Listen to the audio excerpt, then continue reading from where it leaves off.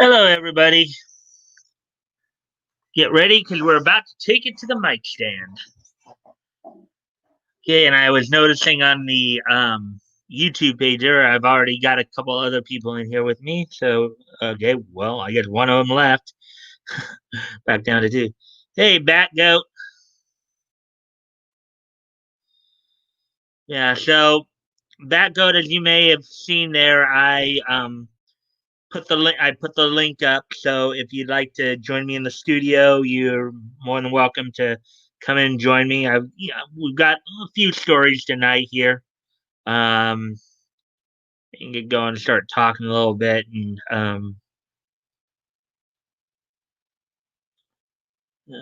not saying only one. You disappeared on me, back up. Uh, okay, stand by. I'll hop in a few minutes. Right?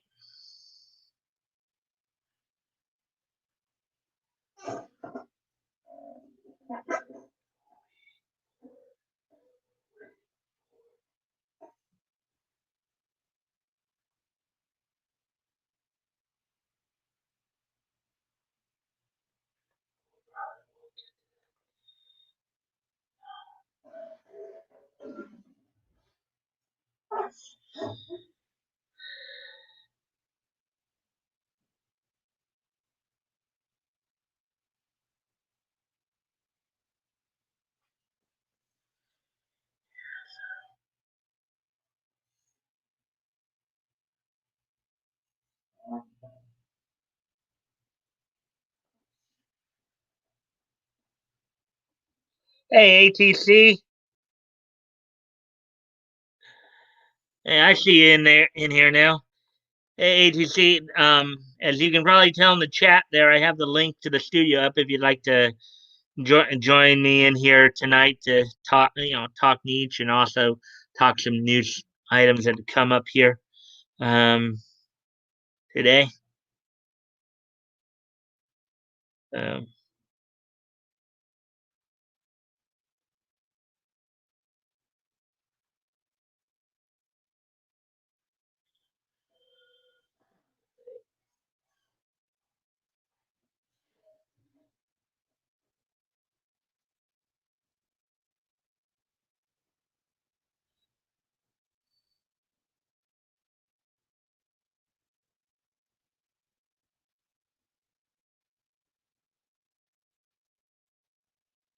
hmm.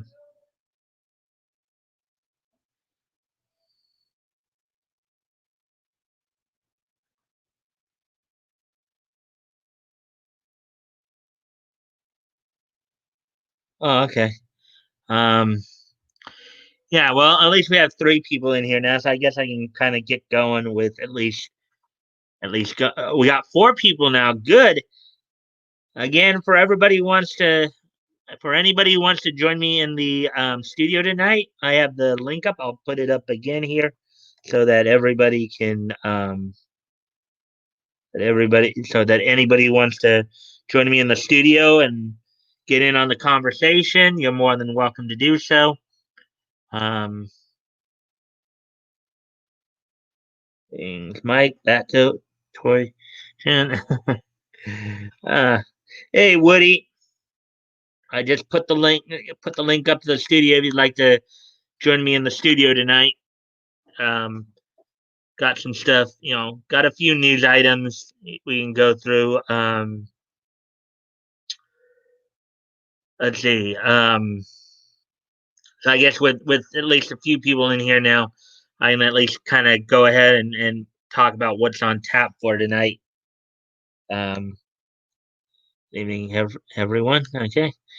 Um, so I actually have four pieces of news. Four pieces of news items to talk about tonight. Hopefully, you guys will join me in here, and we can, that way we can get more of a verbal conversation going over it.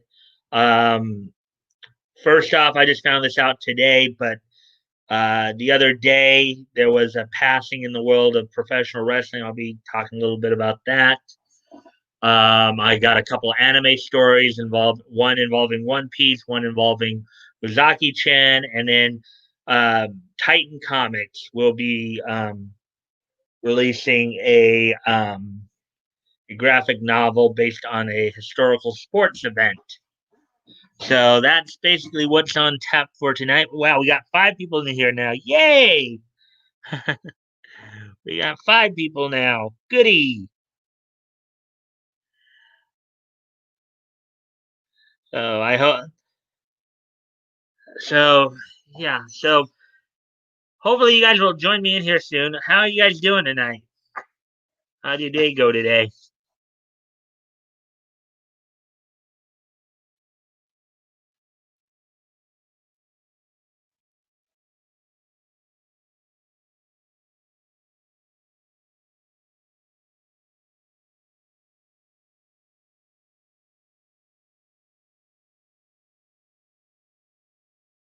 Mm.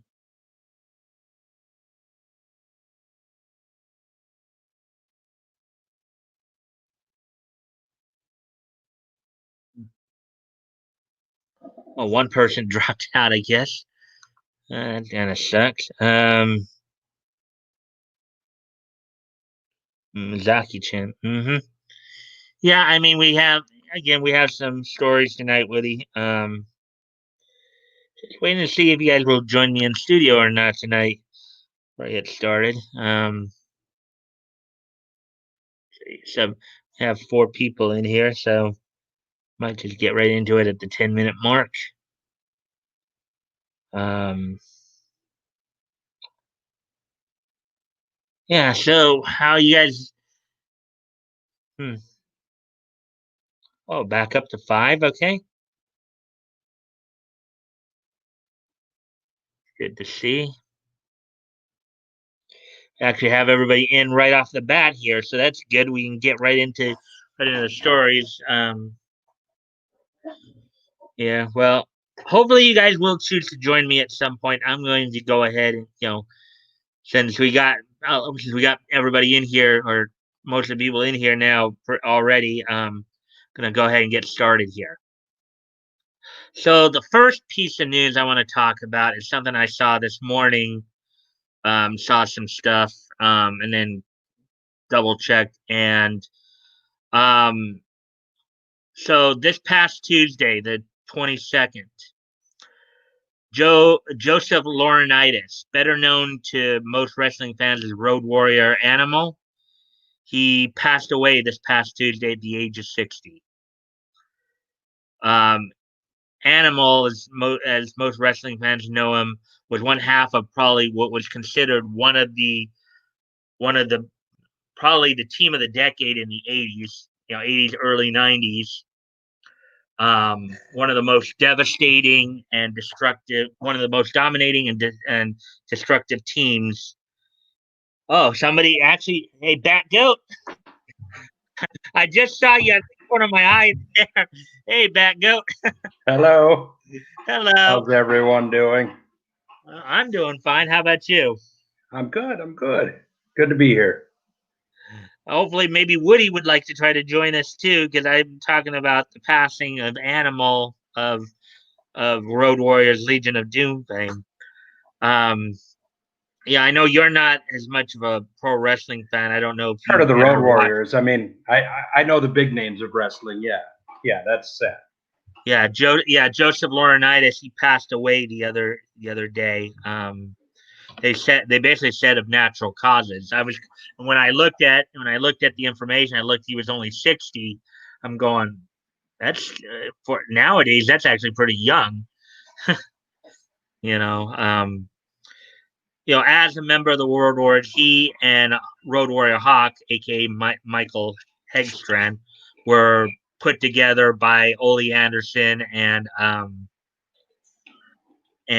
Paul Ellering in Georgia Championship Wrestling back in 1983. For they're one of only 2 teams to have won the World Tag Team um, Triple Crown for their era. The other being the Dudley Boys. Road Warriors had won the WWF completing the Triple Crown in 1991 at SummerSlam 1991, the WWF World Tag Team Championship. They won the WCW World Tag Team Championships in 1988. At the time known as the NWA World Tag Team Champions Mid-Atlantic Division. And they won the AWA World Tag Team Championships back, I believe, in 1984. Known for their power moves, for their just sheer dominance. They initially were viewed as heels, but because of their style, they won over the fans pretty quickly. Known for having one of the most dangerous finishing moves in professional wrestling, the Doomsday Device, in which Animal would sit the guy up on top of his shoulders while Hawk came off with the flying clothesline, flipping the guy over. Move that was actually banned in the AWA for a while when the Destruction Crew, Bloom and Enos, were utilizing it, and also the move having to be altered after the Road Warriors had nearly paralyzed Mark Canterbury, aka Henry Godwin, with it in the mid to late 90s. I believe it was 97 that happened. So on a bit of a sad note, we pay our respects to Joseph Laurinaitis, aka Road Warrior Animal. And R.I.P. Yeah. Do you, well, I know you said you probably watched. Well, you said you don't watch wrestling now, but based on what you just said, I would guess you may have watched it back then. Do you have any thoughts on? Do you have any thoughts on Road Warrior Animal? On anything that you remember from if you watched him at all, or? No, they. Gosh, I didn't. And if I did watch them, it was so I wouldn't keep up on the story. So I would see a little bit on, TNT or I would see the ads. Like I say, I knew the names and whatnot, but I didn't really, watch too much of it. I watched wrestling when I was a kid growing up in LA. Right. Like seeing Rowdy Piper at the Coliseum was fantastic, man. Yeah, Because let's see, you're 52. You're like 7 years older than me, so yeah. you were probably already. Let's see. I would be guessing you probably watched a lot of it. Probably in the late 70s, 80s, right around late there. 70s. Yep. Late Yeah. 70s. So at that time, okay, so it was in '79 when the WWF became the WWF, and then they would go national. They would actually leave the NWA in '83 and become a national promotion. And then, of course, when Hulk Hogan came in and beat Iron Sheik for the WWF World Heavyweight Championship, that was what they would call the birth of Hulkamania and the dawn of the sports entertainment era of professional wrestling. So, and that's when they were really starting to expand, So I can look at Woody had a few comments here. Let's take a look at what he has to say here. Oh no, that goat looking good. Roadies really charged things up. Yeah, they were a pretty big and bad team. Love a lot. Thanks, Woody. So yeah, of course I saw them a bit too growing up. They again were brought together in Georgia Championship Wrestling at the time. It was still, before WCW. Okay, this is before WCW, and then of course they went on to the AWA, and eventually went to what was at the time Jim Crockett Promotions before they officially became WCW, and then the WWF. So, yeah. So, let's see. So with that, then figured I'd start off with that. A bit of a sad note, and as with today, that does seem to be a bit on the young side. He passed away at 60, but he was also, apart from what I read, he was also a part of the class action lawsuit against the WWE back. I think it was in 2015. a bunch of former wrestlers got together and sued the WWE due to the injuries they sustained over the years from all the bumps they took and all that. Oh wow, who were some of the other big names in that Oh, let's suit? see. Do you I know know? there were quite a few of them, but I can't remember. I can't. Let's see who else was involved because it was a number of them. But I can't remember off the top of my head though, unfortunately. But yeah, there was and I know that they also said that maybe some of partly because of the diving headbutt, they felt that some of those also contributed to Chris Benoit's issues as well. Um, Sure. Yeah. you know, but yeah, let's see. I think Dynamite Kid might have been part of that lawsuit as well because he ended up being paralyzed. Um, so so yeah. So anyways, we'll move on then to next story. I figured touch upon Road Warrior Animals. He is survived by his current wife, his ex-wife, and of course his brothers John Laurinaitis and Mark Laurinaitis. Both of his brothers were professional wrestlers. Most people though would know John Laurinaitis from his time more recently. I think it was like 2 or 3 years ago as Raw general manager. But he also wrestled under the name Johnny Ace. Here in the States, he was known primarily for his work as the valet for the sheep herders. Most people would know them better as the WWF's Bushwhackers. The Bushwhackers. Yeah, I know. Yeah. They're like Um, the Australian dudes that would run in yeah. the ring Well, doing that, before right? being in the WWF, they were called the sheep herders, and they were actually a heel team. Okay. But Johnny Ace was their valet, as they called it, their flag bearer at one point. He also in WCW was teamed with Shane Douglas as a dynamic dudes there in the late '80s. He actually had more success as a wrestler over in Japan with All Japan, and then Mark Laurinaitis, the youngest of the three Laurinaitis brothers, he was known as Fury, one half of the Wrecking Crew in WCW. So, and then his son James, Joseph's, animal son James, is currently a linebacker with the New Orleans Saints, formerly with the Cool. Rams. So, yeah. Okay. Action Smash, Demolition were brought in obvious as imitations. Wow, I hate to hear about death of people younger than me. Yeah, well, it happens though. Um, Professional wrestlers. That's a tough life, man. It's a tough life. Well, it was if you think about it, it was even tougher even like in the time you were growing up in and Woody was growing up in, it was even tougher because these guys, it's not like a lot of these guys were going from territory to territory. They were going from town to town. The travel was a lot more horrendous then. They were going from state to state territory. They might be in a territory for a few months and then move on to another territory. you know. And Mm-hmm. imagine at the time, now at the time when you were watching it, of course, the NWA World Champion, I believe, was Harley Race for the most part, with some brief moments with, of course, Dusty Rhodes, Giant Baba having some brief moments as NWA World Champion, but the NWA World Champion was constantly traveling from. So Woody had a couple more things to say here. Oh yeah, we saw that one already. Dino Bravo was also a Lauren. Actually, no, no, Dino Bravo was not a Laurinaitis. He was not. He was not a part of that family. Um he was actually Italian Canadian.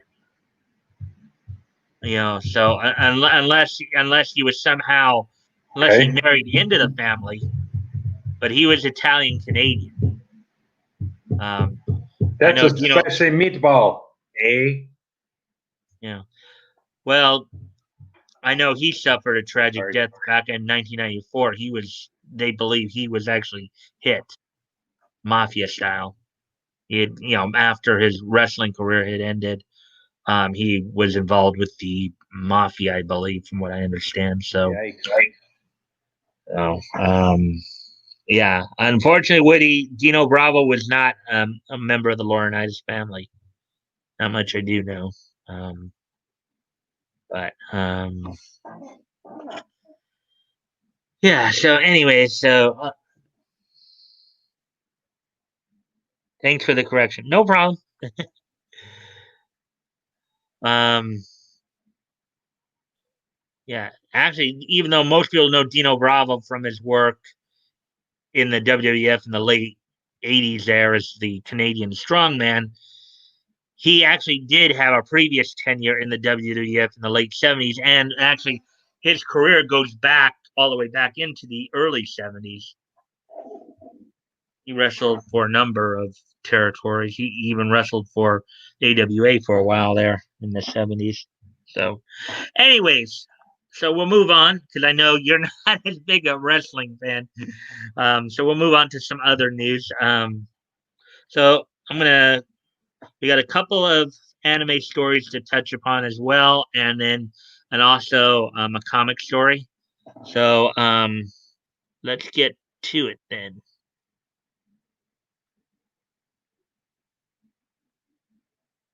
There you go. I'm gonna go off screen for just a moment back though, because I gotta do something that's not gonna look too pretty. Rock on, no problem. So yeah, so we got some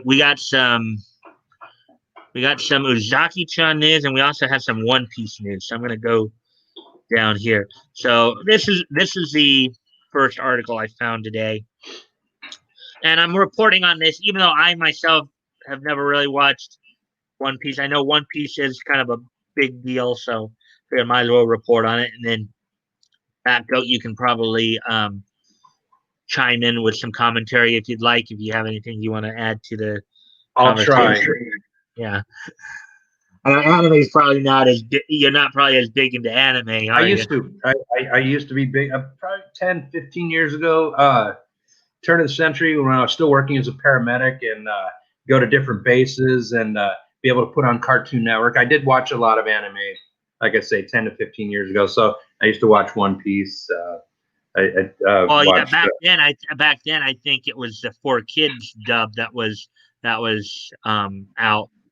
The 4 Kids dub that got just ranked on because of the fact because of the edited nature of it. But of course, they were trying to sell it to kids, though. That's what you have to understand too. Yeah. So, which I think upset with a lot of the actual fans. So, okay, so here's the title of the article: Netflix's live-action One Piece writer reveals why creator a Eiichiro Oda has 100% faith in his adaptation. So here we go. The head writer of Netflix's upcoming live action One Piece series has revealed how he was able to inspire confidence towards his ability to adapt the popular manga and series creator Eiichiro Oda. First revealed in 2019, the live action One Piece adaptation is being written by screenwriter Matt Owens, who previously wrote and edited for Marvel's Luke Cage, Agents of S.H.I.E.L.D., and The Defenders. And I don't know if this picture right here is representative of the cast of the live action version or the writers or what have you. So, not sure too much. But on September 20th, Owens appeared as a guest on the latest edition of The Reverie, a live stream series hosted by One Piece YouTuber Rogers Base that features roundtable discussions between popular members of the One Piece YouTube community. During his appearance on the live stream at the 54:45 mark, Owens discussed how he was able to gain Oda's trust by recalling his own experience with the series. And I think here is so this is probably, if you want to go and look you want to go and look up that YouTube, and here's a screenshot of it. The Reverie, Rogers Base, Coil, Sawyer 7. For anybody who is a One Piece fan and wants to go, check that out. There it is. And I was in my early. I was never a big fan of it. I remember never a big fan. I liked it. I liked watching it, but it's like I like Trigun much better. I really like Trigun. Yeah, Trigun was pretty good. Back then, Death Note was on for the first time. First run. They even played it on Netflix when they started streaming. They played it in its entirety. The first version of it way back when, which was fun to watch. Gosh, I'm sorry, I forget the other ones. Go ahead. Oh, okay. You kind of have to remind me, because I think I lost you too there. What were you just saying? I'm sorry. I was just saying, One Piece wasn't my favorite. There were. I liked Death Note. I really liked Trigun. I liked. I'm completely blanking on the most famous anime that we all love. Vic's ad character. What can't I think of? Oh, Dragon Ball. And not Dragon Ball. Edward. Full Metal Alchemist. Full Metal Alchemist. I love Full Metal Alchemist. Yeah, that was cool. They had some good music with it too. And then you had Full Metal Alchemist, and then Full Metal Alchemist Brotherhood. Yeah, both good. So, as I understand it, Brotherhood was actually a little more truer to the manga than the first series. That's what I heard. Yeah. So I guess you watch a lot of the more late night stuff than the afternoon stuff, then, right? Again, this was way back when, so my memory on it's real fuzzy. But yeah, that's what I did like for sure.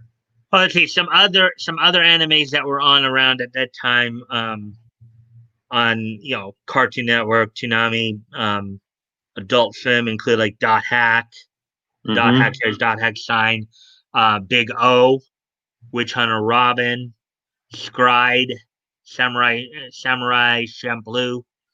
Champloo. I remember Samurai Champloo, and I really liked, because it was so weird. Bo. It was like many bows. It was called, I know, and I never got into that one, but he was just a big, funny, goofy guy, and they had like singing sushi. So I dug it. Yeah, that was into the mid 2000s there. I know. Later, of course, came I think for a time there they had Lelouch of the Rebellion, and they of course had Eureka 7. They had a lot of them. They even had Wolf's Rain on early on, and so. And they would play old things too, like Lupin the Third. I remember watching him back then too. Yeah. Oh, we have 6 people in here now. Good. Woohoo. Okay, so on with the article here. When I was in my early 20s, I went through a really, really bad depression, Owens recalled. I was trying to find a series I could watch that would occupy all of my time, so I didn't have to do anything or think about anything. Owens admits that he had read One Piece when anime was really big for me in high school and stuff, but it didn't click for me at the time. And we also know the horrendous 4Kids adaptation, which I also referenced. A lot of people did not like that one. So I'd never really gotten into it. However, he resolved at the time to watch all of One Piece. And that must have been when they were making the transition from 4Kids to Funimation doing the dub. And Funimation, did it uncensored. In a few short months, I caught all the way up from the beginning to Punk Hazard, stated Owens. For reference, there are 625 episodes between the beginning of the series and the conclusion of the Punk Hazard arc. Wow, that's quite a number. Look at that pic. Interesting cleavage there. Owens then explained that he told Oda that one of the great things about One Piece is it's really a story about how everybody has tragedy, pain, sadness in their life, but it's not what defines you.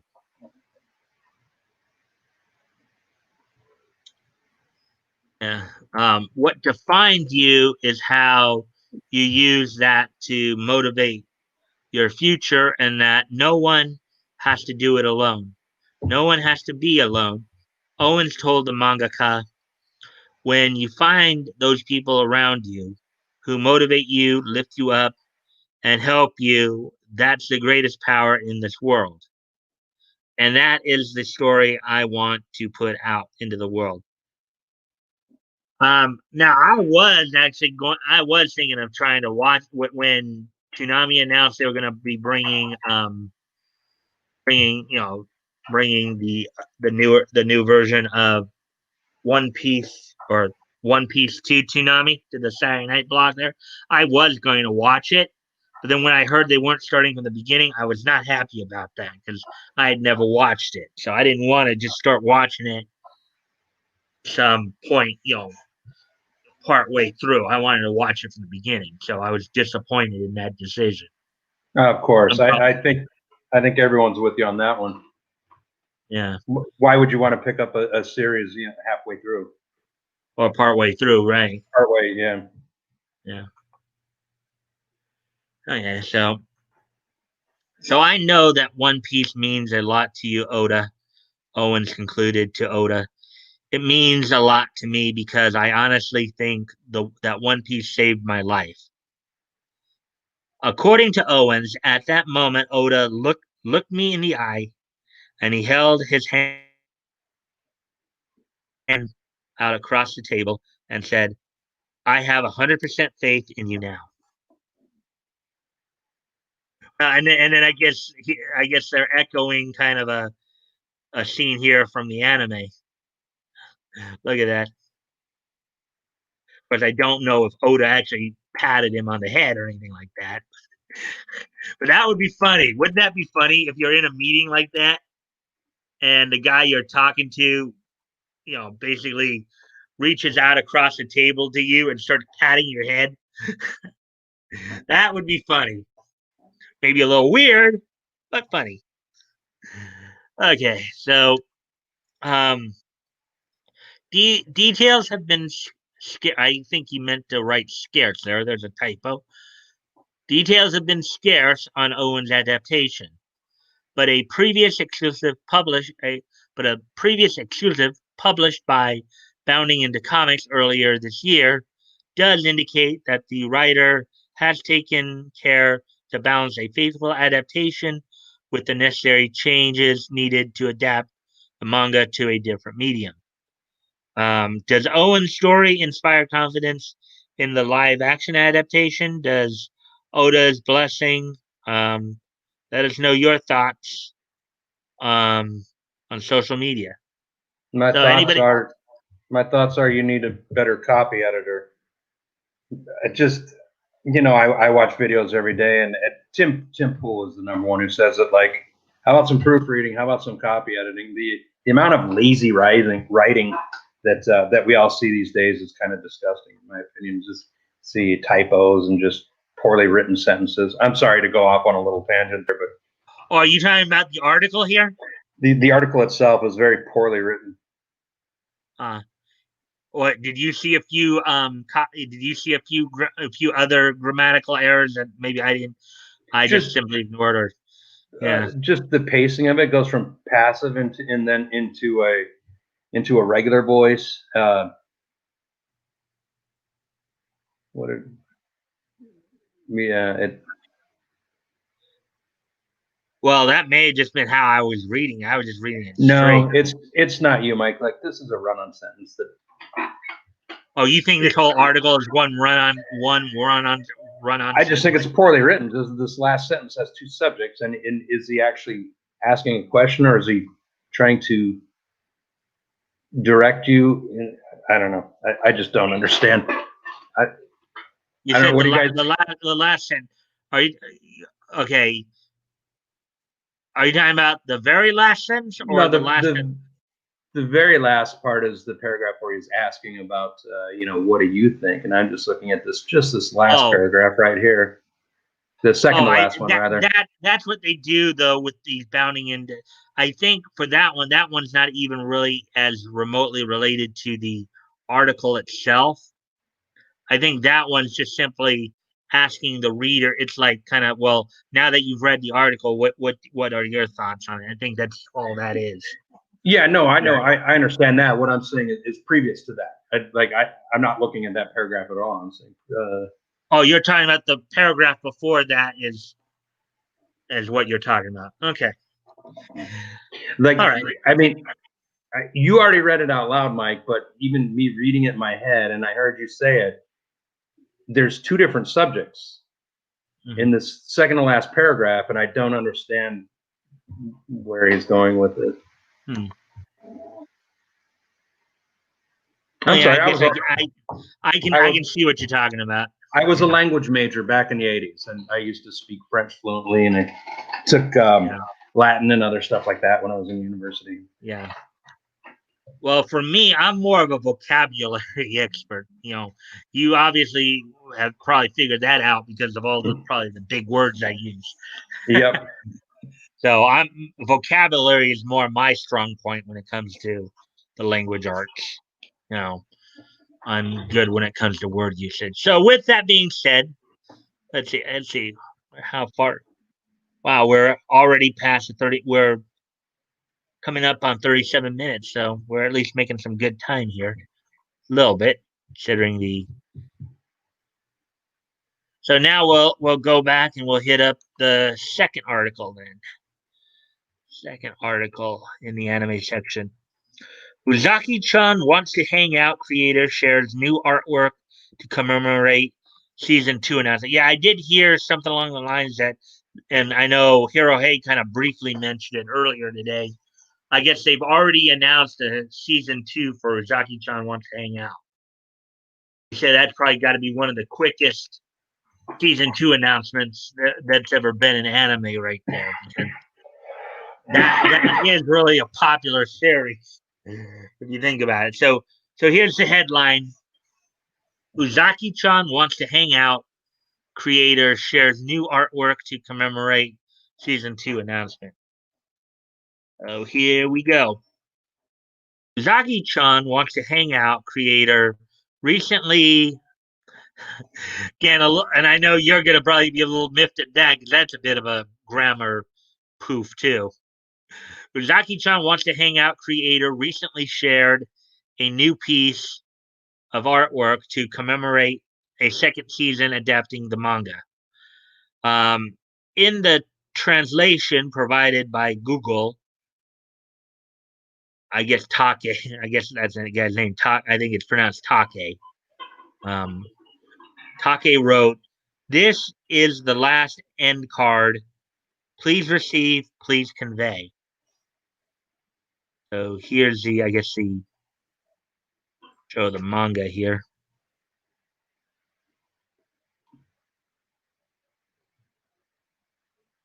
A second season was announced in the final episode of the first season. So, wow, that is pretty quick. The first season, adapting Take's manga, aired its first episode on July the 10th. It ran for 12 episodes and it was available to stream on Funimation in North America. The series was directed by Kazuya Miura and produced by Engi. Takashi Aoshima handled the series composition with Manabu Kurihara designing the characters and Satoshi Iarashi composing the music.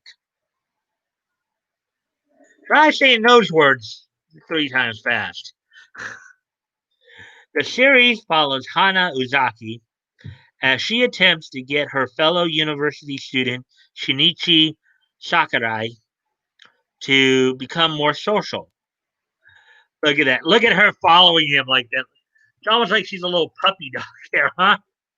What do you think of that, Bad Goat? Look at that. Look at that picture. It is funny. It is funny, and the She kind of reminds me of a little puppy dog. yes, and the very ample chest of Uzaki-Chan. We we all How know. anyone can resist that jest is beyond me, right? This very endowed young woman is showing you attention, and you're still just got your back to her. Okay, so let's see. Hana Uzaki was voiced by Naomi Ozora, with Kenji Akabane voicing Shinichi Sakurai. So those were the originals. They call Seiryu in Japan, Japanese voice actors. And of course, we already talked about the related article here. Monica doing the voice of Uzaki. But anyways, here's the official description of the anime from Funimation. University student Shinichi Sakurai is comfortable being an introverted loner and doesn't care what others think. Buxom underclassman Hana Uzaki doesn't understand this one bit. A tornado of joy, she's taken it upon herself to make him more social. Starting to enjoy her company, he'd concede that they're friends. Okay. Can it be possible to have as much fun with another person as he would by himself? Wow. Um and look at it. I think this is actually the picture they used for that Red Cross campaign last year. Is that the one? Yeah, I think this is the actual picture they used for the Red Cross campaign, as I remember. But I do remember Hiro Hay, um, his reports on it. Yeah, the SJW's got BTFO'd pretty good. I mean, I think Japan said we don't want your that was a big fighting point, wasn't it? And the Yeah, SJWs ended up losing.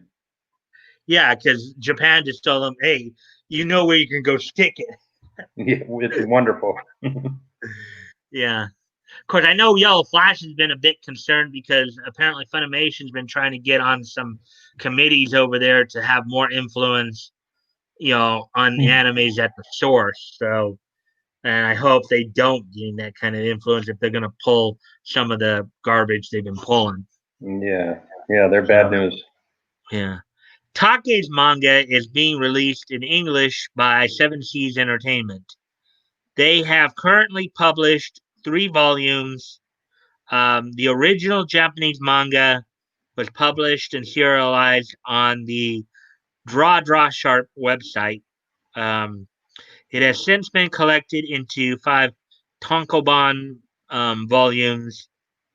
Um, what do you make of Take's new artwork for season 2 of Uzaki-Chan Wants to Hang Out? Do you plan on checking out season 2? So I guess um, some of the artwork he's talking about maybe more like from up here, I guess. So I think this is the artwork they're talking about. Some pretty interesting stuff there, to say the least. Um, so yeah, what's your take on all that? That goat. Um, she, I like the picture. Yeah, obviously something though you probably wouldn't have your grandson see quite yet, right? Not for at least another, I don't know, 15 years or so. Gonna be a while. I think so. He's it's a pretty good pretty outstate Minnesota. Pretty he's gonna have a nice religious um, conservative upbringing. So yeah, exactly. He won't be looking at things like that for a while. Yeah. Okay, so that finishes off the 2 anime articles. So there was one more article and This one you might find a bit interesting, just simply because of the fact is it's a bit of a historical one, a historical sports one. Um, and this is it right here. Pull this up. So the article here is this. Recognize the two people involved in that. I see the title, but yeah, it's Foreman Muhammad and Ali. Ali. Yeah. Muhammad Ali and George Foreman's Rumble in the Jungle gets adapted into a graphic novel. Wow. So that happened before I was born, I believe. That was like 72 in Manila, right? Yeah. When was it? I don't know off the top of my head, but maybe I can go I can look that up real quick. Let's see.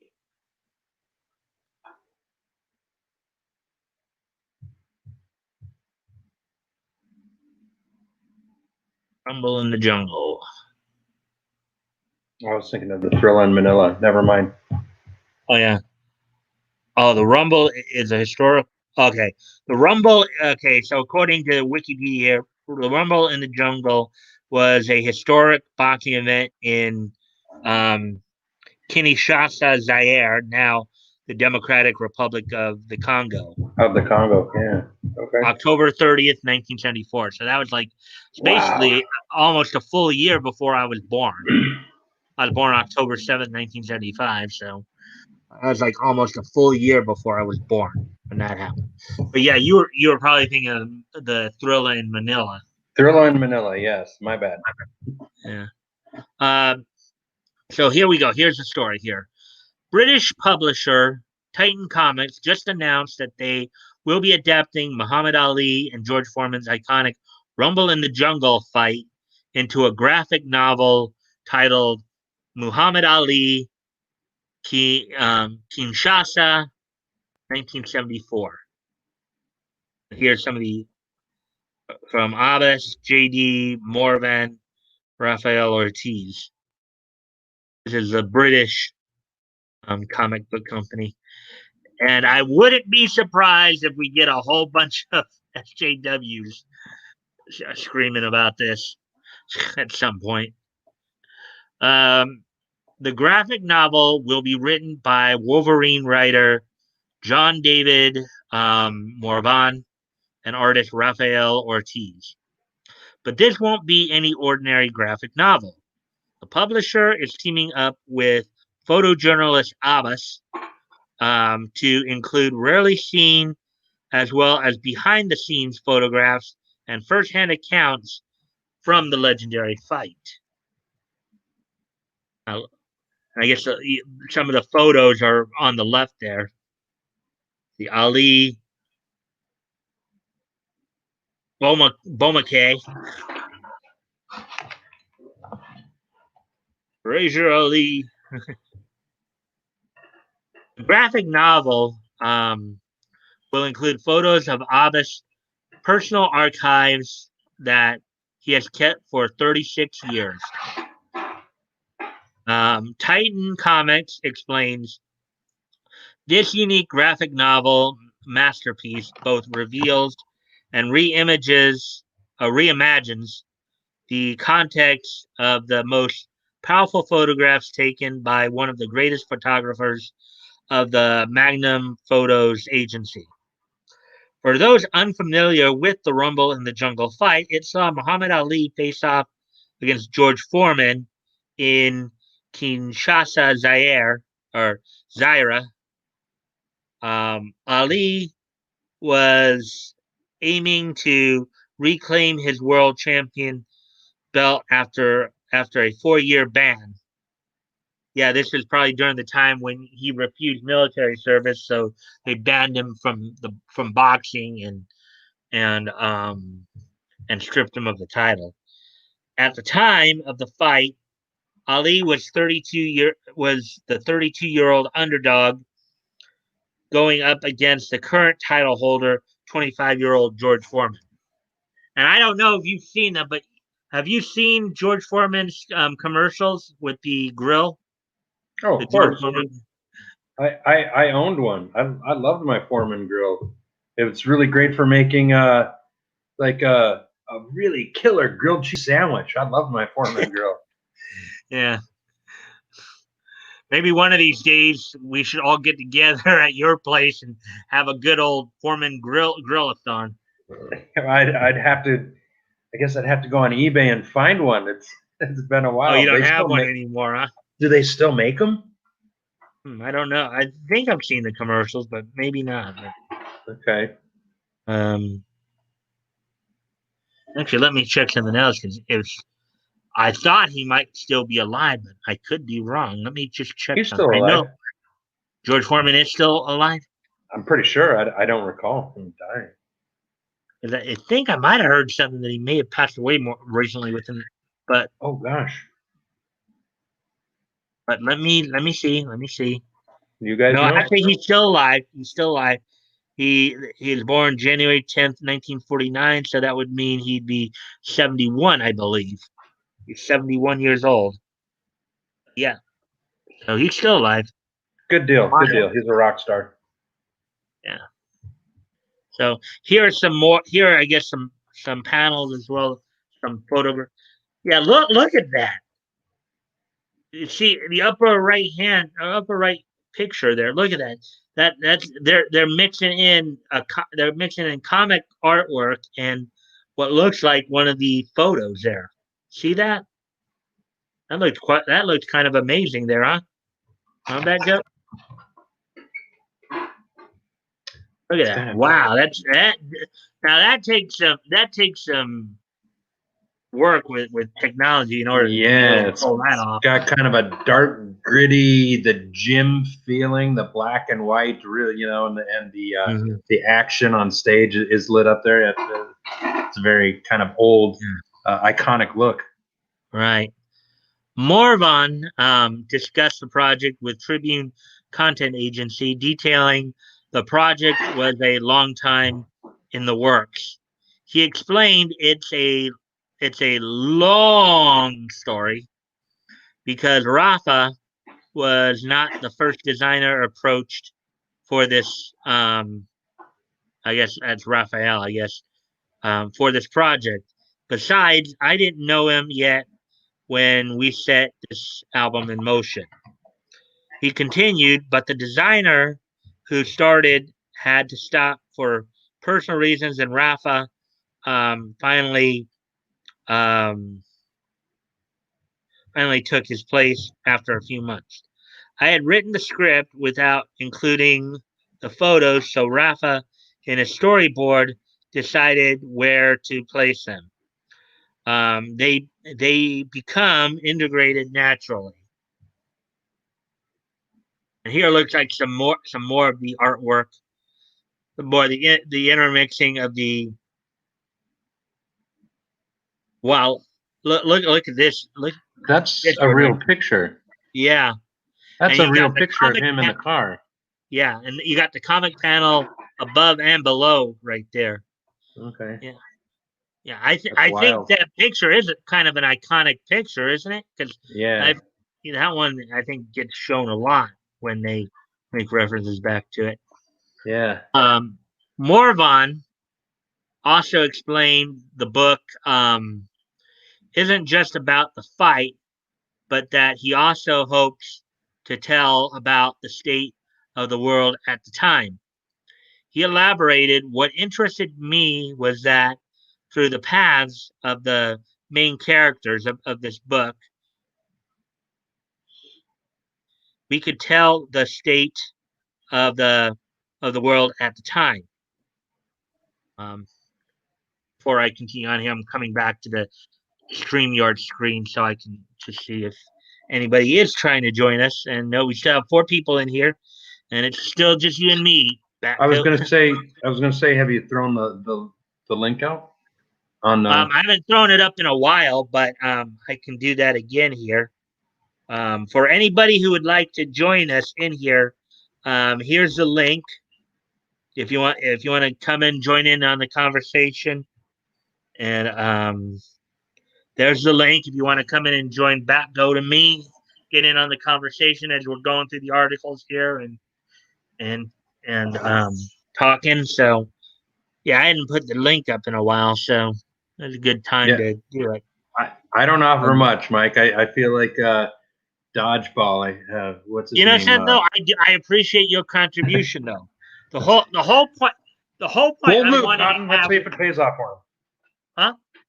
But I feel like what's his name? Jason?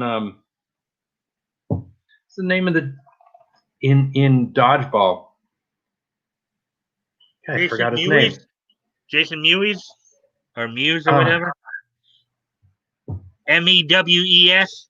well, he said that famous line like he was so dumb, and when um, when they were throwing the game, and he says, "That's a bold move, Cotton. Let's see if it plays off, or let's see if it pays off for him." That's kind of like a famous meme line.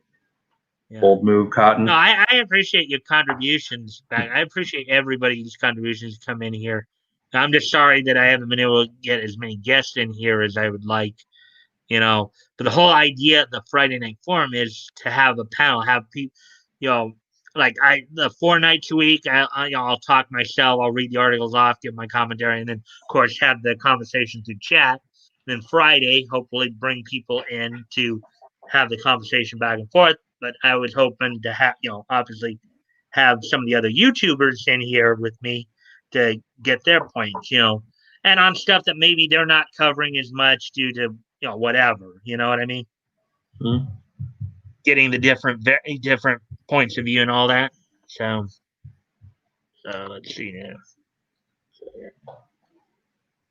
So we had a lot of lurkers in tonight. So let's continue on with the article here then. This comic is much more than the story of the match. And this is often the case in big sports stories. The narrative scope goes beyond the strict framework of a match or a performance, he added. He also notes that the book will feature Abbott's own personal anecdotes referencing an orange juice anecdote. I won't give it away here, but it's a very funny moment in the story. Yes, a lot of sports stories like that are like that. You have those little personal little additions that even build on the main story, um, the human aspect of it. Morvan added, "These really are the kind of personal anecdotes photographers that make the story unique and avoid repeating the same story. Muhammad Ali, Kinshasa, 1974 will be available in hardcover sometime in February 2021. It will retail at $29.99."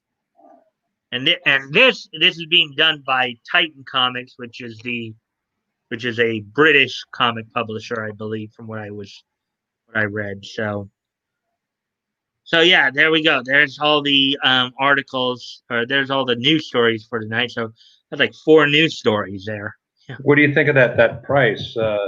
30? Do you think that's a mid-level price for a graphic novel, depending on how much is going to I be in would there? guess I'm not as granted, even though I follow I don't actually read comics as much. I mean, I'll go back and read older comics. Hmm. I may, if I ever like, one of the things I do plan on doing at some point down the road, much like with my squared circle calendar videos, I plan on doing something very similar with comics. I call it a walk through the DCU, where I'll probably go back through DCU's history and like kind of go through and just kind of recreate the DCU. Go back and just kind of paint the picture for everybody. Kind of build on that escapism. But that's something I plan on doing down the road. Um, but yeah, well, from what I understand, graphic novels usually are bigger than regular comics. Um, and this one, again, considering the material, um, I would now. Granted, I don't know if 30, again, since I don't buy comics or anything like that, I don't understand the pricing side of it. Is $30 like the normal? Is that a normal price for a graphic novel, or is that on the high end? Is that on the low end? I don't really know. I'm thinking it's a mid level. I know there's more expensive ones out there, Like but mid level. yeah, that's what I think. But I mean, I don't buy a lot of comics either, other than say Tug and some other comic Yeah, gates stuff. yeah. Tug or like Mr. Hop. They would probably know this stuff Flash would know better than too. I would. Yeah. You know, but if Hmm. you're saying that that's a mid level price, I would think because of the historical nature of the comic, because of some of the nuances of the comic, like integrating the live photos with the storyboarding. I would say you would think it would actually go a little higher, maybe like $50. That's what I was Because wondering. I would think it would probably go a little bit more. It If isn't. $30 is considered mid level, then because of the historical nature of the story, because of the work they're doing in terms of like integrating the photos with the storyboards, I would think it would actually be going a little more. You know, um, so we'll wait and see. Apparently they're saying it's going to be coming out in February 2021. So I guess we'll be waiting about, I don't know, 4 months or so, because we're at the end of September here, so going into October. So I'm gonna go off screen for just a moment here.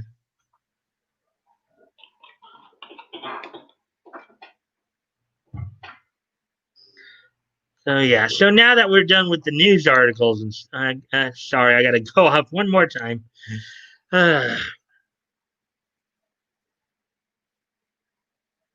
Again, I just do this as a courtesy to you guys, because sometimes you have to do personal. Granted, I don't. I would, chances are you guys wouldn't care, anyways. But it's one of those things that's still probably considered polite not to do. That's But fine, Mike. That's fine. We understand. so, all right. So now that we got through the news stories, we're actually coming up. We're actually past the hour mark already. So pretty good. I know that usually if I have 3 to 4 news stories, that will get me at least an hour's worth of content. So, so I know last week we were talking about the Smurfs voice actors. I know you'd probably wanted to continue that a little bit.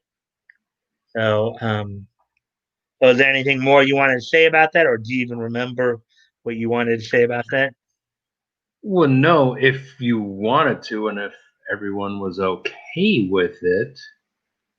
I mean, you were on the wiki page, and we were just starting to roll down the voice actors because there were so many of them. Oh yeah, I guess I could pull that up. I think we had stopped off at somewhere around about the 10th guy, not Larry Storch, but after him was.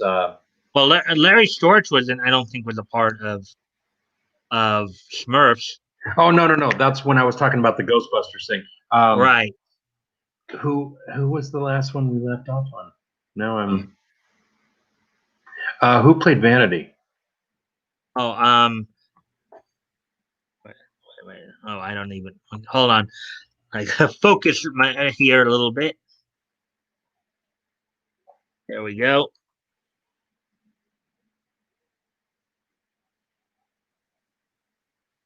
Okay, so I got this up. And if you pray underwater, where would you go if you had friends underwater? Who would you know? Come on. Yeah, this is Smurf characters. Come along with the Snorks. Yeah, I sing along with the Snorks. Snorks. Love the Snorks. Yeah, that was an interesting back to back. Interesting like hour of television there, back to back, having the Smurfs and the Snorks on. I agree. Okay, so Oh, I guess I could have. So there we go. So yeah, we did of course start with Smurfette, Lucille Bliss. Don Messick did Papa Smurf. Don Messick, who also I believe did Scooby Doo and Ranger Smith. Let's see, William Calloway had mentioned he did Aquaman, Bizarro, and the Super Friends cartoons. He was Clumsy Smurf, Brainy Smurf, done by Danny Goldman and Barry Gordon. Grouchy Smurf, Michael Bell, I mentioned him. Hefty Smurf was Frank Welker, who also did Freddy in Scooby Doo, as well as a number of the Transformers characters in G1 Transformers cartoon. Greedy. Frank Welker. I'm sorry. I thought something. Who did? No, I thought of something wrong. Never mind. Okay. Hamilton Camp did Greedy Smurf. Greedy Smurf was the one in the chef sat in the So according to this, Greedy Smurf in the cartoon series, this character was combined with that of Chef Smurf, where he enjoys baking and cooking, but eventually ends up eating his own creations. Hence the name. He wears a chef's toque and apron in the comics. In the cartoon, instead of an apron, he often wears a napkin um, around his neck. Hamilton Camp was the guy who did Greedy. I know he's been in a few stuff. Like I know he had a guest spot on. In fact, if I remember correctly, I think in MASH he played. I think he played the guy who they roomed with Klinger, who actually was. He played a soldier who actually did kind of go crazy. Um, like he was talking to his socks, like calling his sock like Mister Sock, and you have a hole in it. uh, so Jokey Smurf, who was voiced by June Foray, who of course did Granny in who did Granny in in Looney Tunes.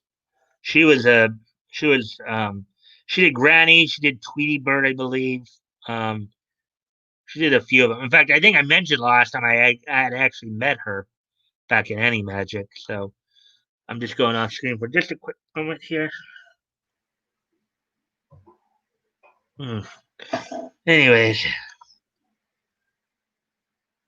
um, so yeah, and this of course is the um, this of course is one of those occasions where they get a woman to play a boy character. Happens a lot in cartoons. Yeah. Well, I recently did a one of my latest voices, big and small profiles was on such an actress, Mona Marshall. Don't know if you had a chance to check that out. And here's Vanity E.G. Alan Hopkins. Go ahead. E.G. Daily. E.G. Daily does quite a few boy voices. The Chalk Zone, right? Rudy. Gosh, Well, I know E.G. Daily. Let's see. I know E.G. Daily. I think she does. I think she might. She might be. I think she does Chucky on Rugrats. I believe. I'm not completely sure. Yeah. Okay. I do know she does Buttercup in Powerpuff Girls. Kath Soucie is another one from Rugrats who does who's doing a boy's voice. Yeah. So yeah, Alan, right? And we were talking quite. I think this is. Yeah, you're right. I think Vanity was the one because we were talking quite a bit about Alan Hop. That's probably why you were thinking Larry Storch, because I think one of the points I was making was Alan Oppenheimer was quite involved in the He-Man and She-Ra cartoons done by Filmation. Okay, yeah. Yeah, so that's probably, and then Michael Bell again involved. We said he did. Who did he do? Who else did he do? Because he did Handy Smurf as well. So yeah, Michael. Okay, I thought I saw Michael Bell earlier here. Oh, Grouchy Smurf. So Michael Bell did Grouchy Smurf and Handy Smurf. Michael Bell, of course, did Zan in Super Friends, Zan and Gleek in Super Friends. He actually also did the Riddler in Challenge of the Super Friends as well. Wow. So Scaredy Smurf, who was voiced by the late great Alan Young. Alan Young Alan Young also did Scrooge McDuck in DuckTales in the late 80s. Wow. He Great also talent. did, and I can't remember the robot's name. Well, here I can just look that up. But in the Battle of the Planets adaptation, in fact, he died just 4 years ago, 2016. But let's see, television. I know because see, he had He was his own show. 96. Huh? He was 96 years old. That's awesome. Yeah. Oh yeah. Seven Zark 7 and Keop. So he did Seven Zark 7 and Keop in the Battle of the Planets dub of Gatchaman. This is another anime slash cartoon that really got hammered a lot because again they in fact they came up with a word for the editing called batterization because they quite literally in Gatchaman they quite literally cut out a third of the content to make it for kids. So what they had to do is after cutting all that content out, they had to add another segment, and therefore that's how you got Seven Zark 7. Seven Zark 7. Did you ever watch Battle of the Planets? I didn't. Okay, Battle of the Planets was a dub version of Gatchaman. It basically had a bunch of people who dressed up in like bird costumes and have these like all these vehicles that would all come into like one vehicle, like one airship. You know, you had a race car, a motorcycle, all that. Um, but he would voice Seven Zark 7 in that. But yeah, so that was Alan Young right there. If you scare, so Scary Smurf, Tracker Smurf, voiced by Henry Pollock II. I would say Henry Pollock II was actually probably most famous for a live role that he did. He was one half of the duo on Perfect Strangers. You remember the comedy show Perfect Strangers? Yeah, Cousin Balky, right? He wasn't. No, he wasn't Cousin Balky. That was the other guy. He was But the. Let's see. And then I know later he went on to voice the Scarecrow on the Batman series as well. Oh, I didn't even know he passed away back in 2013. Wow. oh wow. He was 68 when he passed away. So let's look. Let's see. Yeah, he was Walker on an episode of Alice. Um, Am I thinking of the right show? let's see. I know he was on Perfect Strangers, so I know it was in the 80s. He also had Jerry Silver, the Devil, in Webster. He was in Webster as well, but I thought I could have sworn he was in Perfect Strangers, but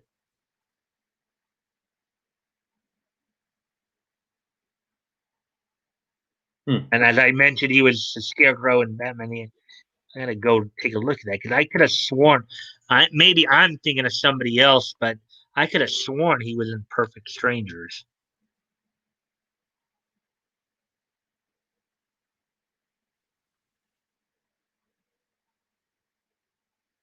Oh, okay. I was actually thinking of Mark Lynn Baker, not Henry Okay. Pollock. I was thinking of Mark Lynn Baker, but who you were talking about, Cousin Balky, That was Bronson Pinchot. Bronson Pinchot, yes. Okay, you were thinking Bronson Pinchot. I was thinking Marklin Baker. And I wasn't confusing him with it. I just drew that out just to see if to put my mind in if I was thinking of the right show. He was involved in a live action series, but he actually did a number of cartoons too. But he, let's see, he was in Webster. He was Jerry Silver there. I think that was a supporting character there for a while. But he actually did a number of voices here too. Bronson Pinchot, who played Serge in Beverly Hills Cop. Well, I'm not talking about Bronson. I'm still talking about Henry Pollock II. But I know. I'm sorry. I'm just sidetracking you, Mike. Well, let's see. Well, let's. Well, I guess we can take a look at Bronson Pinchot. Let's see here. He's still alive. Let's see. Here he had some good roles. He had some good roles. You're talking about Sergey, or is it Serge or Sergey? Serge. He was very very fancy. And then he returned. He returned in Beverly Hills Cops 2, of course. I guess he was part of that franchise. He did all the films, and then some of his television work, of course, include as Balky in Perfect Strangers. He would, of course, also make appearances as Balky in the ABC TGIF segments. He was actually one of the additional voices in Eek the Cat, too. He was Kyle Griffin, the prankster in Lois and Clark, New Adventures of Superman in the 90s. Adventures of Hyperman. He was Valerie Knox Lockoff. So yeah. So, anyways, back to the Smurfs. Back to the voices of the Smurfs here. Wait, just had someone join us there, Mike. Oh, you think I did? Let's take a look. Look on the comments. Oh, hey, anonymity. Evening, gentlemen, driving home. Okay, so he's probably en route. Well, when you get home, if you want to try to join us, you're more than welcome to. Thank you for letting me know. Because a lot of times when I have to go to the other screen there, I don't get to see the chat as much, obviously. So when I'm having to read stuff off like that, I'm on another screen, obviously. So yeah, so hour and 17 minutes. So continuing on then. Let's see. So let's see. So Tracker Smurf. Let's see. Sloppy Smurf was Marshall Elron, or let's see. Oh, Efron. Now I do know that this guy. I think one of the other voices. This guy. Oh, he passed away just last year. This guy was 60. Looks like he was 81 years old when he passed on. Let's see. Marshall Ephraim is an American actor and humorist, originally known for his work on the listener-sponsored Pacifica radio stations, WBA New York, KPFK Los Angeles, and later PBS television show The Great American Dream Machine. The original showcase Chevy Chase. I also know that he did. I think he did some voices on Transformers as well. Apparently, Apparently, this guy did a number of voices in. Let's see. There he is on the Snorks. So yeah. Snorks and Smurfs. Yeah. Impressive. Yeah, Smurfs. He was, and then as I told you, he was in Transformers too. He was the second head of Hunger, one of the Terracons. I believe Hunger was the two-headed dragon. Okay. So he was the Lousy Lizard. He's the voice of Lousy Lizard in the 13 Ghosts of Scooby Doo. He was Ratso on Quickie Koala show. So he had a few voices there, Fat Cat and Kid Video. So he is in a few. You see those film rolls? See those film rolls, Mike? THX 1138. That's George Lucas's very first film. It was his senior project when he was a film student at USC. Oh wow, I did not know that. Thank you for the input. Yeah, yeah, yeah. It looked like he'd been in a few films as well, and in that he was TWA right there. So yeah, so going back then, yeah, I knew I saw his name before though on the Transformers credit. So Yeah, credits. So that's an impressive resume. yeah.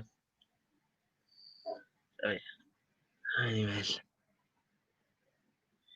and yep, we got four right there. So cool. So let's see who else can we? Let's see. Harmony. This is another voice that Hamilton Camp did. Harmony Smurf, who had who had anything but harmony, right? He was not very good at playing his instruments. Ah, the Smurfs would say. William Calloway doing Painter Smurf. Painter Smith. That's William Calloway. In my opinion, is talented because that was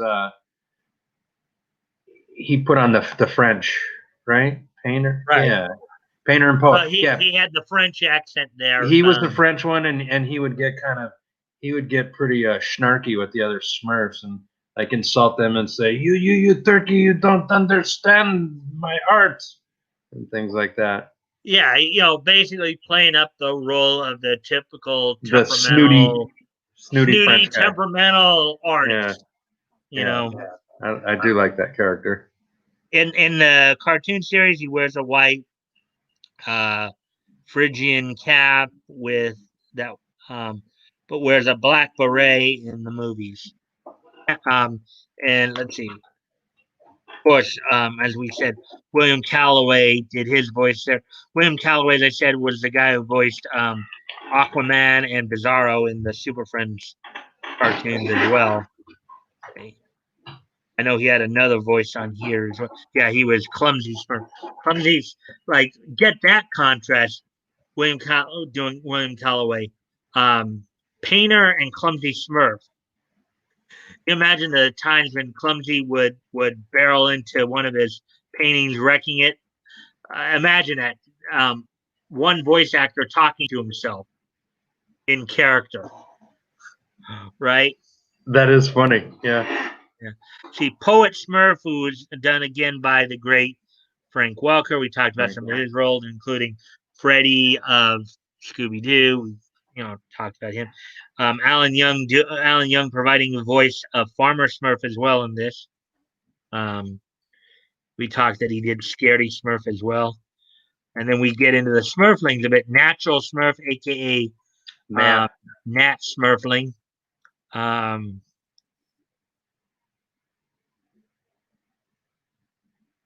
I like Snappy. Yeah, Snappy. Joey Snappy Carmen and then Charlie Adler. Let's see, Charlie Adler. I know one of the voices he did was Low Light in GI Joe. I don't know if you watched GI Joe at all back in the '80s there. And then Joey Carmen, Joey Kamen. Let's see what Joey Kamen did here. Oh, he did some. He not only did some cartoons, but he did some anime as well. So let's see. Among the animation works that Joey Kamen did included Stigma in Darkwing Duck, additional voices for Dink the Little Dinosaur. Let's see. He was in the cartoon version of Problem Child. He was a short henchman in Superman. That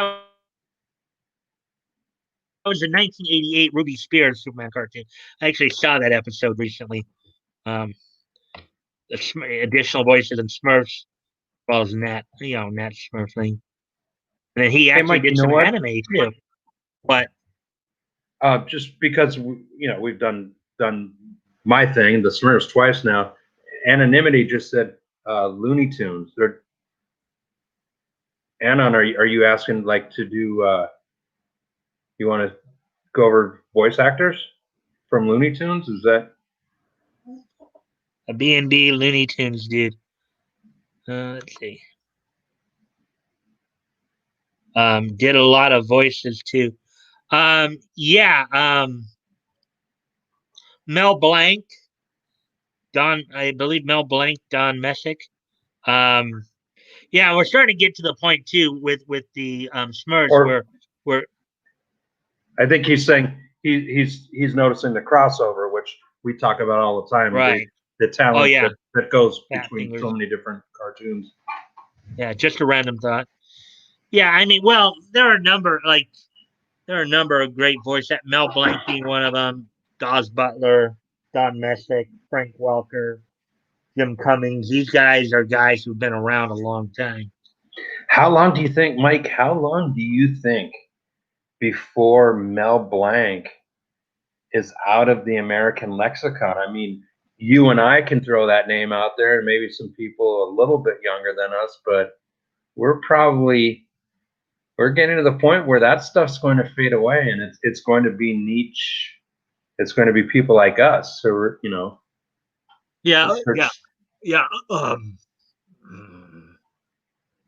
Yeah, yeah, yeah. Us old fogies. Us, you know, us, old fogies walking around like this are still talking about guys like Mel Blanc. And Frank Welker. You know I'm older than you. Yeah, yeah, but sometimes it's good to poke fun at ourselves, huh? Oh, absolutely, absolutely. Yeah, Obviously, Woody, obviously Woody. we're not that super old, but it's like probably some people probably think we're that super old. Well, you're already a grandpa, so Yeah, but I see. I have a plan to be buying. I'm going to be giving my grandson DVD compilations. I'll buy him Smurf compilations or just cool older cartoons. I don't want him to be ruined by all this garbage. modern This day. garbage that's on TV right now. Well, yeah, yeah. Well, let's just say I know of some sites where you can also go stream them if you want. Albeit I cannot say them openly if you get Sure. what I mean. Now, I get it. I'm also a now, physical media guy. now, Physical media. okay. Personally, my personal opinions on it is I don't look at it as pirating. I don't see it as pirating because I look at the computer as being kind of like a TV. You pay for for access to the service and choose a channel. Okay, I don't see it as pirating. I know I'm probably in a bit of the minority on that, but I don't see an issue with it. But I know a lot of people do, so or at least some people do. So that's just my own take on it, though. But you know, you just went silent there. Did I say something wrong? I'm good. Okay, I'm good. I'm listening. okay. I pirate a lot of censored stuff. Actually, I do know on YouTube. Now, some of this stuff is public domain, but on YouTube, if you were to type in banned comics, you could find a whole bunch of like older like 40 comics that are now like banned. Because like for example, no, you're a sap, Mr. Jeff, which was a old Popeye cartoon, black and white Popeye cartoon. So yeah. So anyways, so yeah. So going back to this, let's see. Charlie Adler, as I said, was involved in GI Joe. He was low light. Um, Pat Music, I know, has been in a number of. I know she's lent her voice to Centurions before, I believe. She's still around. She's 54 there. Let's see. Oh, she was Martha Wayne in Batman: The Brave and the Bold. She was Stella in Batman the Animated Series, female kid in Darkwing Duck episode, I guess. She was Ursa Gummy in Disney's Adventures of the Gummy Bears. Actually, I think she lent her voice on a time or two on Centurions too, but she's I like see additional voice.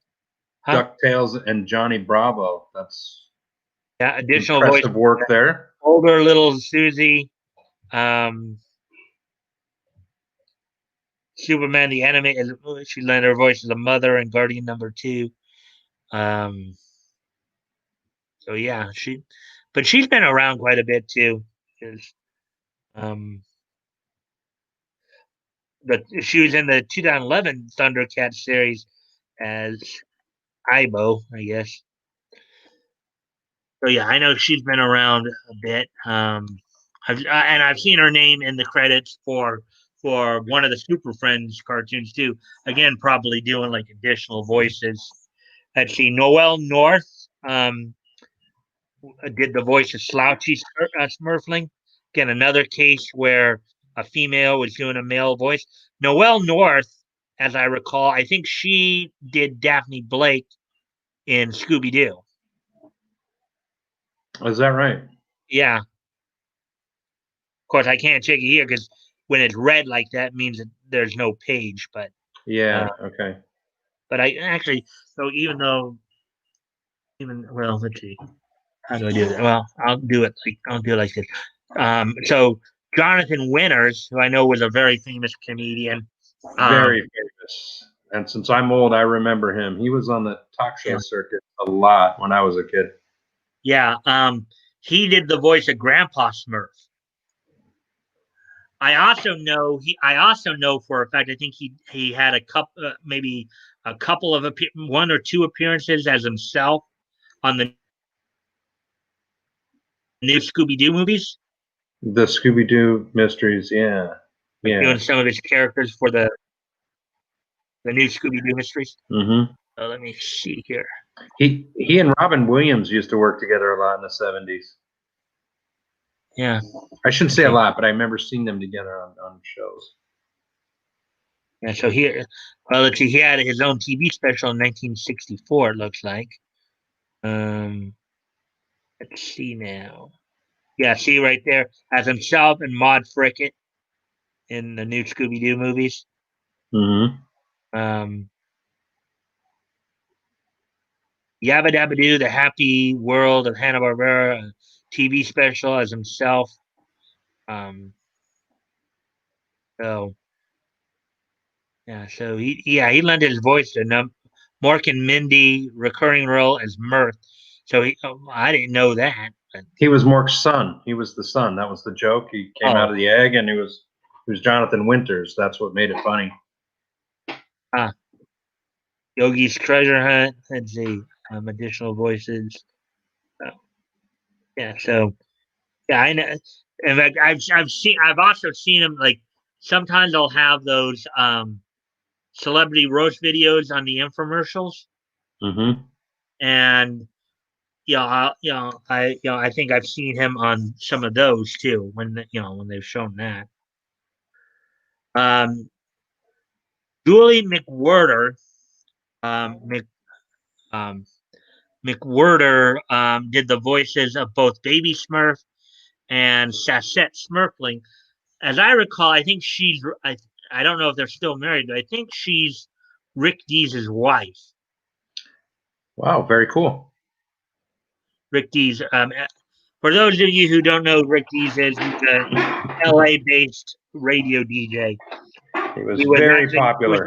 He was actually the morning guy on Kiss FM throughout like the 70s and 80s, and That she's still. show made him very huge. And then Rick Dees, did the first big hit of Disco Duck. Yeah, he is a one-hit wonder, and Yeah. yes, it looks like they still are married. Says Okay, here very cool. they have one child together. So some of her animated roles, she was actually the lead role in Genie. Um, let's see. She also played Jeannie in the new Scooby-Doo movies. She was Marianne in Partridge Family 22 AD, 2200 AD. She played Queen Hornet in a couple episodes of the Scooby-Doo Dynamite Hour. She was Bubbles in Jabberjaw. Jabberjaw, yeah. Jabberjaw. Another one of those meddling kids cartoons that Hanna-Barbera became famous A for. Scooby knockoff, yeah. Right. They There's became collectively, and then she, of course, would reprise her role as Jeannie and Marianne in Fred. Well, okay, I don't know if that was a reprise. Fred Flintstone, Fred Flintstone and Friends was, I think, a package series, and I think Jeannie was part of that package series. So Casper and the Angels, she was Casper and the Angels. She was plastic, she did a, you know, I loved Captain Caveman too. Captain Caveman.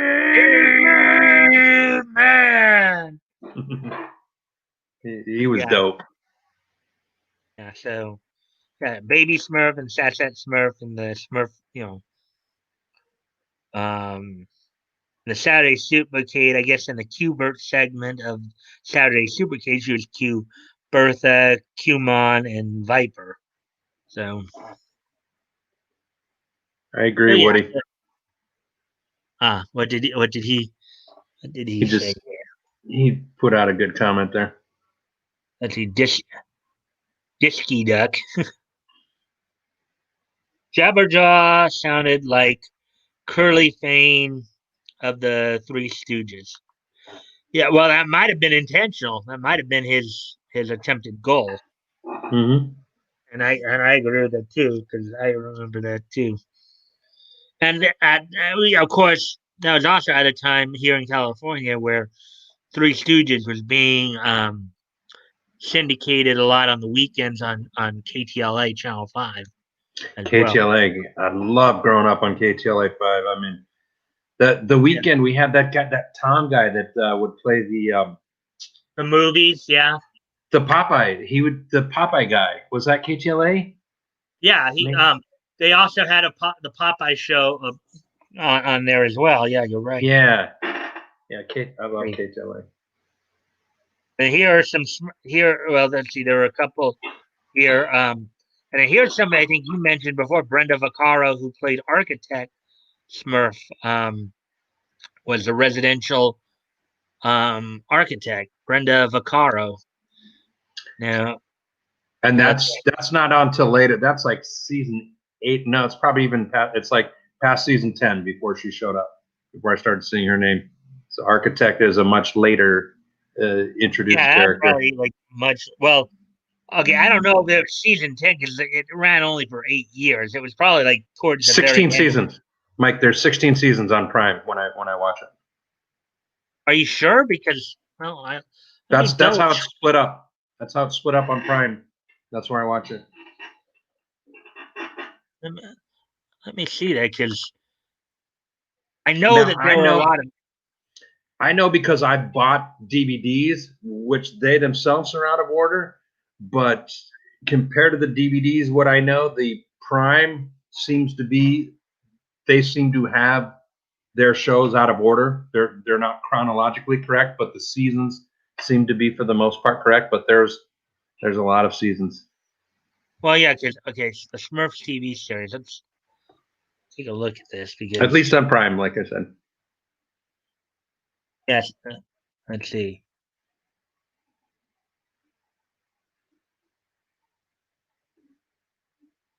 Let's see. Okay. See right there. See right there. Back up.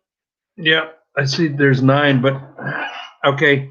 But you're looking at, some of the 60 episodes per season, right? So that was, every day after school. So I'm guessing what they did was they cut them in half. So 9 plus 9 is 16 seasons. Okay, yeah. So what I'm guessing is maybe, yeah. I think you might be right there because what may have happened is because here it says 9 seasons. So that meant that like with the episodes here, the episodes were probably made up of like 2 or 3 segments each. So and they would vary. Some Smurfs episodes would be just a one part for 24 minutes, right? And then and then but then other others times would there'd be be like 2 two or 3 13-minute. segments. Mm-hmm. Correct. And then there were 7. Well, I actually, okay, all right. I think I understand now why it will tell you 16 seasons or 16 or at least 16 segments on the DVD. So On there were Prime, on on Amazon Prime. Prime, Okay, on Amazon Prime. and it calls Okay, them seasons. It doesn't say collection. right. Okay, well, there are, according to this, there are 9 seasons and 7 specials. 9 and 7 equals 16. Maybe that's where they got the 16 from. There were 9 basically they call them season. They're combining the 9 seasons with the 7 specials. So okay, so when you're saying 16, does that mean that there are like 16 DVDs in the whole set? It's not DVDs though. Remember, I'm talking about watching it on Amazon Prime. Oh, So okay. So when I load it up, there's season 1, and that's going to be. Gosh, now that I'm thinking about it, I'm not sure if it goes 13 or 23 episodes. Okay, But so they may have it's split them in a half. set number, and I think they doubled it. They just spread it out, if that makes sense. Oh, I see. Yeah, that's probably what they did. They probably added up the total number of episodes and then just evenly divided it, and it came out to I think 16. so. Yeah. Because, um, well, let's see. There were some more comments that came up here. Howard, Howard the Duck. Um, I'll be listening in a little bit. Um, I'm going to hang with a lady friend tonight. It looks like. Well, maybe you should invite her to join us. Wow, so we're coming up Rock on an on, hour. man. We're coming up on an hour and 45 here. So About history time. yeah, well, only because we are running a little. We're running in the towards the longer end of it. Um, we covered a few of the characters and stuff like that, and I know if particularly if Nick is actually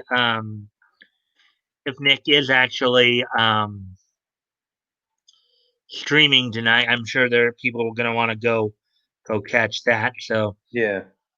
we were down.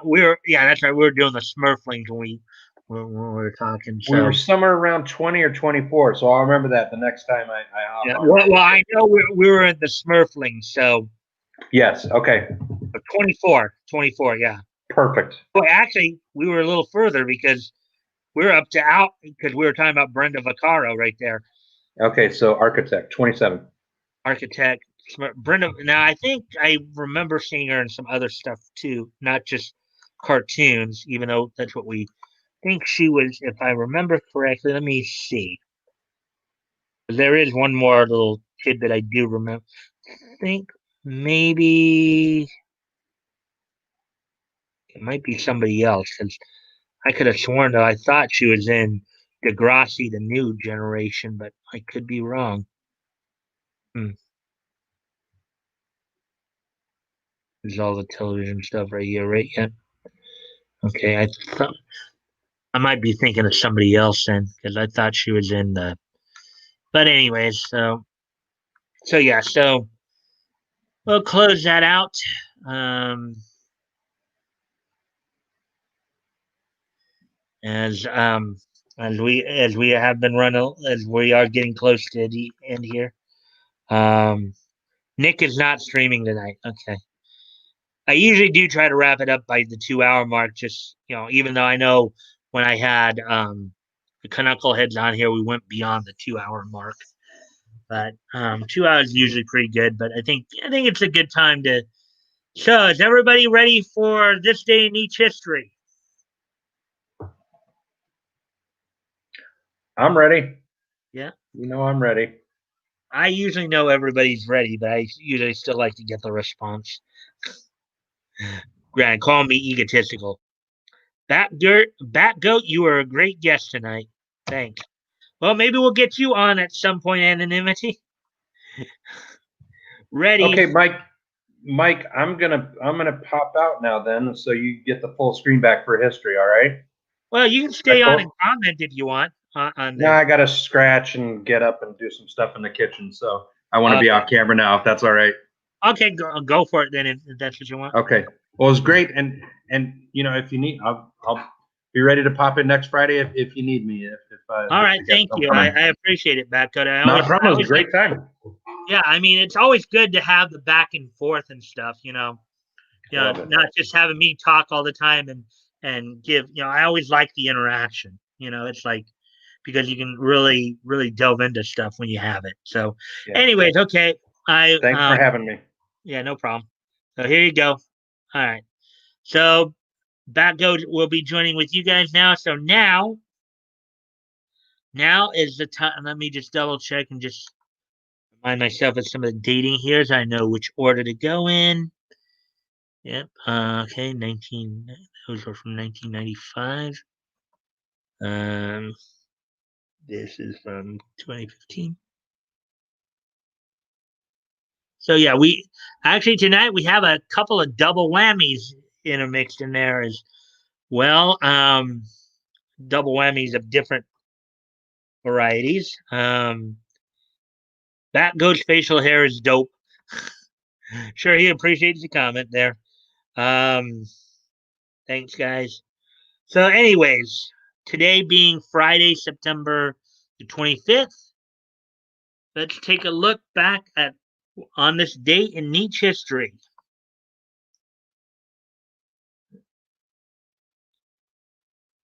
Okay, first off, we'll head back 70 years to on this date in 1950.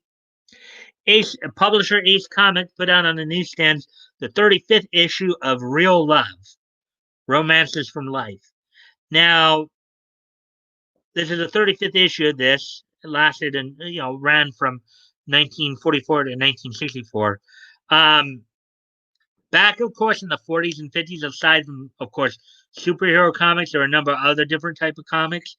Another popular type of comic at this time were a lot of these romance type comics. And I mentioned this before. So on this date, 70 years ago, the 35th issue of Real Love from Ace Publishing went on sale on this date in 1950. So, okay. Have a things. Next time I'll unband it, and you can see the monster laugh out loud. Okay, so anyway, so back to it then. So we get ready to move on to the next interesting history piece. That was 70 years ago. Real Love number 35 was out on newsstands from Ace Comics. So let's go ahead and move ahead. 55 years from that point, 1995. And some of you may remember the Monday Night Wars. So the next couple of things I'm going to be showing are from the Monday Night Wars. On this date in 1995, 25 years ago today, first off, WWE held at the time WWF held its held Monday Night Raw from the Civic Auditorium, also known as the Welsh Auditorium, from Grand Rapids, Michigan, on with Vince McMahon and Jerry Lawler on commentary. Main event of the night featured Undertaker defeating the late British Bulldog by DQ. Also on the undercard, the Smoking Guns would defeat Owen Hart and Yokozuna for the WWF Tag Team Championships. And you can see some of the other matches there involved, including Razor Ramon defeating Sid in a dark match. Also, and as that was all going on on Monday Night Raw. That was all going on Monday Night Raw. Monday Nitro, WCW Monday Nitro was also happening on this date 25 years ago. And of course, on this date, from from the Florence Civic Center in Florence, South Carolina, WCW was hosting TNT Monday Nitro. The main event saw Meng defeat Lex Luger. Also, the Taskmaster, aka Kevin Sullivan, defeating Randy Macho Man Savage by DQ. A couple of interesting dark matches happened on the night. Diamond Dallas Page had retained the WCW World Television Championship match via DQ loss to Johnny B. Bad in a dark match, and also on the dark match, the American males, Marcus Alexander Bagwell and Scotty Riggs, would retain the WCW World Tag Team Championships from Harlem Heat. So that's all that happened, in the world of professional wrestling on this date 25 years ago, as on the Monday Night Wars, as they were affectionately called. Now moving on. So that was one double whammy. The next double whammy is coming in 2015 here, in the realms of cartoons and animation. First off, on this date 5 years ago in 2015, Sony Pictures released into movie theaters on this date 5 years ago, Hotel Transylvania 2, a 3D computer animated comedy film. On this date 5 years ago today, Hotel Transylvania 2 was released into movie theaters.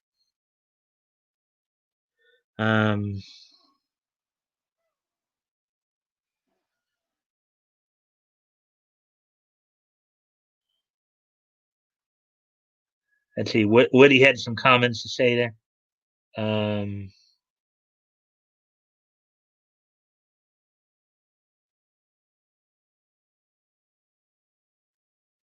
Oh, there were a few. I will one day have something worthy of showing. Takes years. My kids used to hate it. Now it's cool. Snap into a Slim Jim. The year they raided each other. Raid. ARG rated each other's talent. 95, 96. Yes, you're right. They're going. That's exactly what they were doing. Yeah. So anyways, so Hotel Transylvania was released to movie theaters by Sony Pictures on this date 5 years ago. Also happening on this date 5 years ago in 2015. A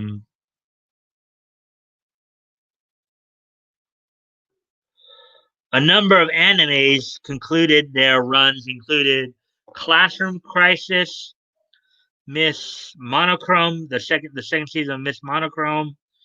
Of course, they were finishing their seasons in Japan.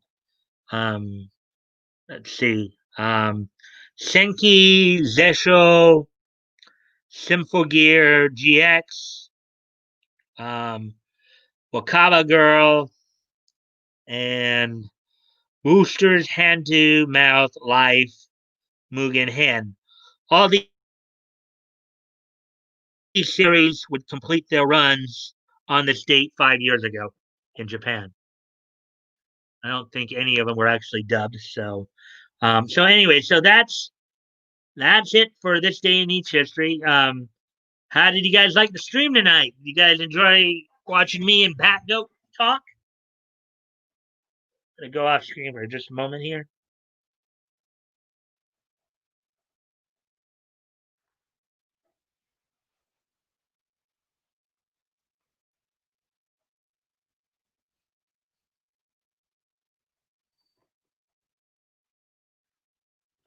because I always enjoy having as I was saying the back goat where he stepped out. I enjoy having the forums, having the panels to where we have the exchange.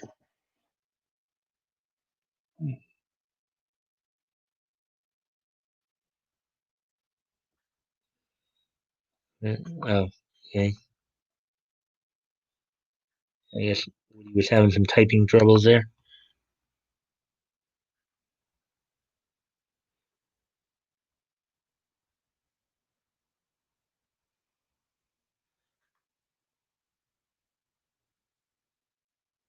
Okay. Great stream. I had a blast. Very fun stream. Yeah, one of these days, maybe we'll get all of you in here. Maybe we'll get all of you in here one of these days. All like five of you, all five of my regulars. You know, Bat Goat, Anonymity, ATC, Woody, and Dave Mark. Maybe we'll get all of you guys in here at some point. That might be a very interesting stream when all of us are in here. A lot of the cross section. Well, anyways, guys, we're coming up on 2 hours here.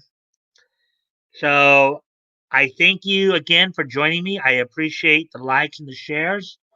I always enjoy your company when I stream, and I hope you guys continue with me and help me grow the channel by sharing the stream. Help me, help get the word out there that the place to come and hang out and talk niche. So so anyways, guys, I am going to wrap things up here.